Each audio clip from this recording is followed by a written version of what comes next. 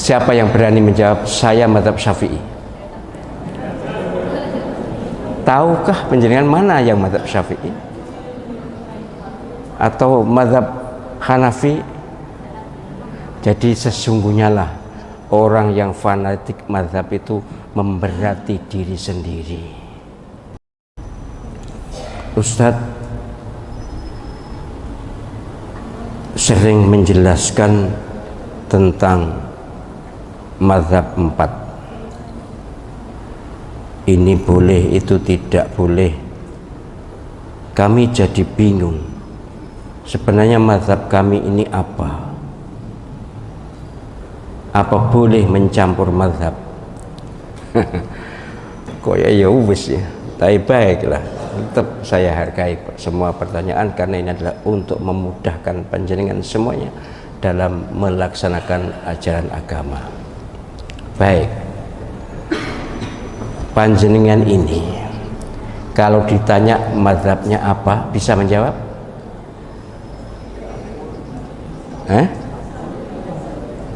Apa mas kira-kira?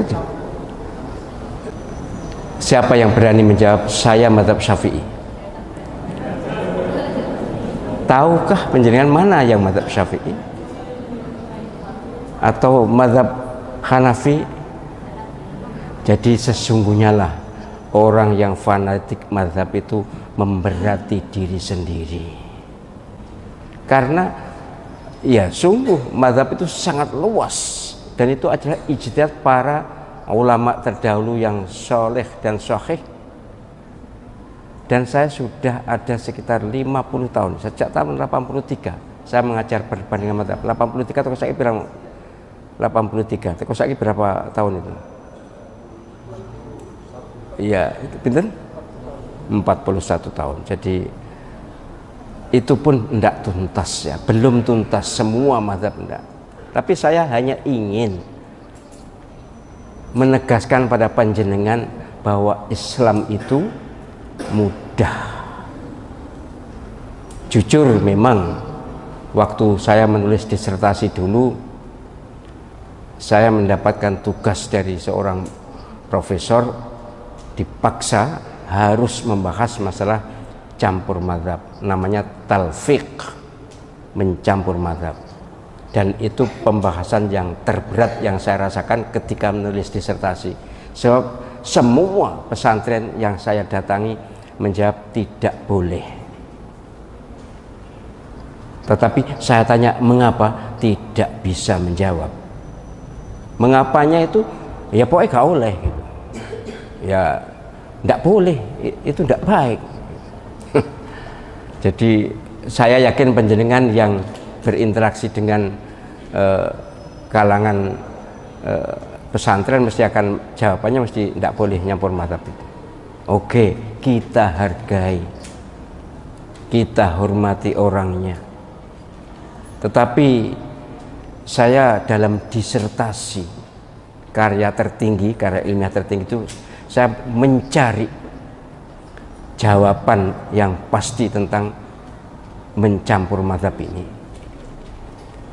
agar ya tentu saya agar lulus ya waktu itu, karena tuntutan salah seorang profesor memang saya harus bahas itu, dan memang belum ada yang bahas dalam disertasi loh ya. Kalau dalam mungkin dalam ceramah atau tulisan mungkin, tapi kalau dalam disertasi belum ada yang membahas. Dan nyatanya umat Islam ini juga tidak ada yang konsisten, konsekuen dengan mazhab tertentu, itu tidak ada. Bahkan gak eruh, tidak tahu ditakoi mazhabnya apa, gak tahu. Tapi kekeh pendapat menyatakan bahwa tidak boleh mencampur mazhab. Talfiq itu tidak boleh. Ya terus piye? Tidak boleh, tapi apa alasannya juga tidak dikemukakan. Akhirnya saya mencari, ketemu satu Syekh Zakaria Al-Ansari dan Syekh Al-Qaffal mazhab Syafi'i menyatakan tidak boleh mencampur mazhab, itu tidak baik. Alasannya tidak baik, jangan mencampur mazhab tidak baik. Mengapa tidak baik? Karena ikut sesuatu atau ikut orang itu jangan mencela terus mencela, jangan. Apa mencela itu bahasa Indonesianya masuk mencela apa? Hah? Labil pokoknya jangan mencela kayaknya bahasa yang pas ya itu, jangan. Iku nek diterusi basa Jawa enek munyah manyeh. Egle iku Jawa kabeh iku. Pokoknya tidak konsisten. Ya ikut orang ya itu diikuti.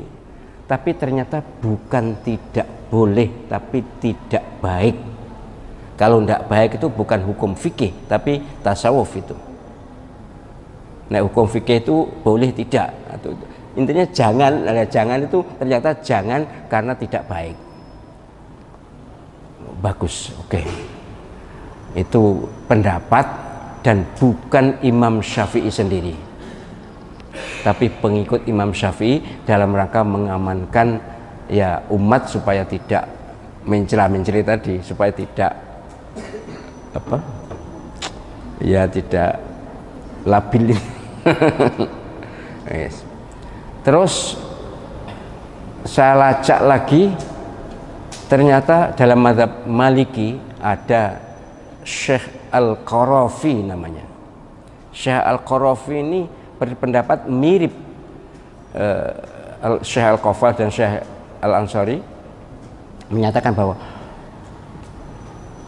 mencampur mazhab itu tidak boleh kalau dalam satu qadhiyah. Wudu banyak mazhab jangan, sholat banyak mazhab jangan. Ya kalau wudu mazhab Syafi'i ya Syafi'i aja biar tidak bingung. Tapi ternyata alasannya bukan tidak boleh atau tidak boleh, tapi tidak baik. Kemudian saya lacak lebih lanjut, ada Syekh Ibnu Hammam atau Ibnu Hammam atau Kamaluddin bin Hammam, itu mazhab Hanafi, menyatakan bahwa mencampur mazhab itu malah bagus. Coba dari tidak boleh, dari boleh satu qadhiyah, satu kasus malah bagus karena orang ini berarti mau belajar, mau membaca, mau melihat banyak kemungkinan. Dan beliau malah punya dalil. Apa dalilnya? Yuridullahu bikumul yusra wala yuridu bikumul usra. Allah Subhanahu wa taala menghendaki yang mudah dan tidak menghendaki yang susah. Kira-kira konsisten dengan satu mazhab dan ikut kemungkinan banyak mazhab, enak mana sih? Ya enak ikut banyak mazhab toh bener semua, orang baik semua. Dan dulu sebelum ada mazhab ini juga orang juga ada ikut mazhab kan. Wong mazhab itu lahirnya kemudian kok. Paling tua Imam Hanafi itu lahirnya tahun 81 Hijriah. Wafatnya tahun 150 Hijriah. Artinya sudah kemudian. Jadi sahabat itu tidak ada yang bermazhab. Ya punya Islam. Kita hargai, kita hormati tentu orang yang bermazhab, tapi dalam prakteknya susah kita kalau mau konsisten bermazhab. Lah kudu roh iki mazhab opo ngono. Sementara kita kan tidak tahu ki salat iki mazhab opo, ya mazhab para a'immatul mazhab, kemudian semuanya ternyata merujuk kembali kepada Nabi Muhammad SAW. Tidak ada mazhab yang tidak bersumber, yang tidak merujuk Quran hadis, itu tidak ada. Hanya pemahamannya berbeda, itu aja. Tapi Ibnu Hammam ini wah dalilnya malah banyak, membawakan hadis Nabi, yassiru wala tu'assiru wa basyiru wala tunaffiru. Coba itu hadis sahih loh. Permudahlah dan jangan persusah, jangan persulit. Gembirakan, jangan kau buat mereka lari. Kan malah bagus tuh. Jadi asal ngerti Bukan ngerti ini mazhab apa ndak, asal ngerti bahwa ini boleh atau begini bagus itu. Kemudian saya tambah asal mantep. Nah, mantep itu penting. Kunut bagus, ada dalilnya. Tidak kunut bagus, ada dalilnya. Sing gak bagus tuh sing gak sholat subuh atau sing kerinan subuh. Tapi bahwa penjenengan kunut bagus itu ya kudu bagus dan mantep. Ojo gini, aku jane mantepku iku gak kunut. Tapi ya wis tak kunut. Jangan. Atau aku jane mantepnya kunut tapi lagi ngomong gak nek sing kunut ya wis gak. Jangan ya wis. Ya memang mantep karena tahu dalilnya, tahu alasannya, atau setidaknya tahu bahwa ini boleh, ini tidak boleh, bahwa ini baik, ini tidak baik. Kalau benar disuruh mengetahui dalil kan susah ya. Dalilnya apa enggak repot, tapi yang jelas kunut bagus, tidak kunut bagus sholat subuh itu. Sing gak bagus itu sing kerinan iku mau. Jadi gitu nggih, dalam semua aspek keagamaan seperti itu. Saya mengajak, maka saya buat tema apa Islam itu mudah itu ya dalam rangka ini. Orang tidak setuju boleh aja, boleh tidak setuju, saya hargai pendapatnya, saya hormati orangnya, tapi saya akan tetap membawakan ini. Sejak 2002 saya berceramah tentang begini-gini, tentang bagaimana umat Islam itu jembar dadane, adem sirai, murah tersenyum, enak beragama, rukun sesama muslim. Jangan lalu pengamal amalia agama ini lalu dijadikan tenger iki NU atau Muhammadiyah, jangan. NU bener, Muhammadiyah bener, NU bagus, Muhammadiyah bagus, yang lain-lain juga bagus.